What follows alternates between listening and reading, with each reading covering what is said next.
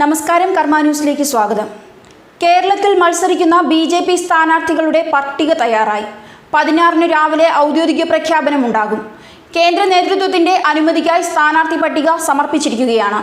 ബി.ജെ.പിയുടെ പ്രമുഖ നേതാക്കളായ Kummanam Rajasekharan, PS. Sreedharan Pillai, K. Surendran, Shobha Surendran, എം.ഡി. Ramesh, എൻ.എൻ. Krishnan, P K. Krishnadas, സി.കെ. Padmanabhan, സംസ്ഥാന വൈസ് പ്രസിഡന്റ് പി.എം. വേലായുധൻ ഉൾപ്പെടെ 13 നേതാക്കൾ പട്ടികയിൽ ഇടം നേടിയിട്ടുണ്ട്.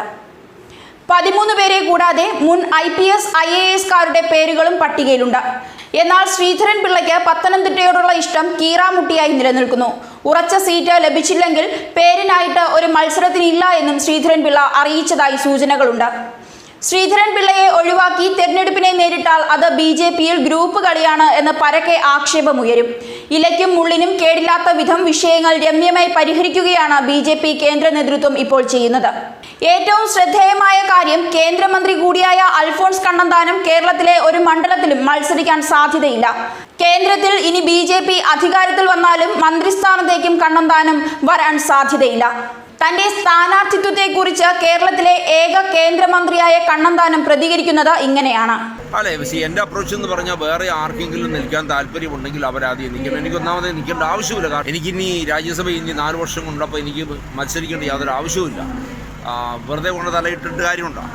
പിന്നെ രണ്ടാമത് പാർട്ടിയാണ് തീരുമാനിക്കേണ്ടത്. എനിക്ക് മത്സരിക്കാനതോട് യാതൊരു ആഗ്രഹവുമില്ല.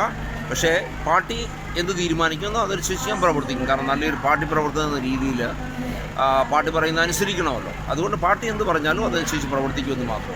കേന്ദ്ര നേതൃത്വത്തിന്റെ അനുമതിയോടെയാകും സ്ഥാനാർത്ഥി പട്ടിക പ്രഖ്യാപിക്കുകയെന്നും 16-നുള്ളിൽ എല്ലാം തീരുമാനിക്കപ്പെടുമെന്നും പാർട്ടി ദേശീയ ജനറൽ സെക്രട്ടറി മുരളീധരൻ റാവുവും അറിയിച്ചിട്ടുണ്ട്. ശ്രീധരൻപിള്ളയ്ക്ക് ഇഷ്ടമുള്ള സീറ്റ് ലഭിച്ചില്ലെങ്കിൽ അദ്ദേഹം സ്വയം മത്സരരംഗത്തു നിന്നും പിന്മാറും. പത്തനംതിട്ടയിൽ NSS-ഉമായി ആലോചിച്ചതിനു ശേഷം മാത്രമേ സ്ഥാനാർത്ഥിയെ നിർത്തുകയുള്ളൂ. ഇത് ഏകദേശ ധാരണയിൽ ആയിട്ടുണ്ട്. ശബരിമല പ്രചാരണ വിഷയമാക്കരുതെന്ന മുഖ്യ തെരഞ്ഞെടുപ്പ് കമ്മീഷണറുടെ നിർദ്ദേശം നടക്കാൻ പോകുന്നില്ല എന്നും പാർട്ടി ദേശീയ ജനറൽ സെക്രട്ടറി മുരളീധർ റാവു പറഞ്ഞു.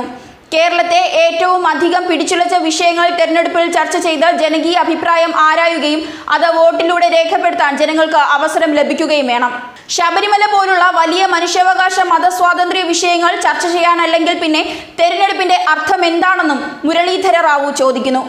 അയോധ്യ പ്രശ്നമടക്കം പല കാര്യങ്ങളും ചർച്ച ചെയ്യുമെന്നും ഇതെല്ലാം ജനാധിപത്യത്തിന്റെ ഭാഗമാണെന്നും അദ്ദേഹം വ്യക്തമാക്കി.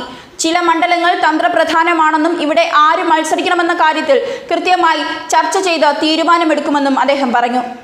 നേരത്തെ സ്ഥാനാർത്ഥി പ്രഖ്യാപനത്തിന്റെ ഭാഗമായി കുമ്മനം രാജശേഖരനെയും ബി.ജെ.പി. അധ്യക്ഷൻ പി.എസ്. ശ്രീധരൻപിള്ളയെയും ബി.ജെ.പി. നേതൃത്വം ദില്ലിക്ക് വിളിപ്പിച്ചിരുന്നു. തൃശൂർ മണ്ഡലം BDJS നേതാവ് തുഷാർ വെള്ളാപ്പള്ളിക്ക് നൽകാനാണ് ധാരണ.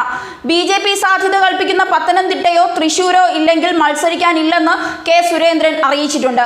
ഈ വിഷയവും കേന്ദ്ര കമ്മിറ്റി ചർച്ച ചെയ്യും. പത്തനംതിട്ടയിൽ ശ്രീധരൻപിള്ളയും കെ. സുരേന്ദ്രനും സ്ഥാനാർത്ഥിയാകാൻ ആവശ്യം ഉന്നയിച്ചതാണ് സ്ഥാനാർത്ഥി പട്ടിക പുറത്തിറങ്ങാൻ ഇപ്പോൾ വൈകുന്നത്. കേരളത്തിൽ തെരഞ്ഞെടുപ്പ് പ്രചരണത്തിനായി ഇലക്ട്രോണിക്സ് മീഡിയയും സോഷ്യൽ മീഡിയയും വൻതോതിൽ ഉപയോഗപ്പെടുത്താനാണ് ബി.ജെ.പിയുടെ തീരുമാനം. സോഷ്യൽ മീഡിയ കേന്ദ്രീകരിച്ച വൻ പദ്ധതികളാണ് ബി.ജെ.പി. അണിയറയിൽ ഒരുക്കുന്നത്. ന്യൂസ് ഡെസ്ക്, കർമ്മ ന്യൂസ്.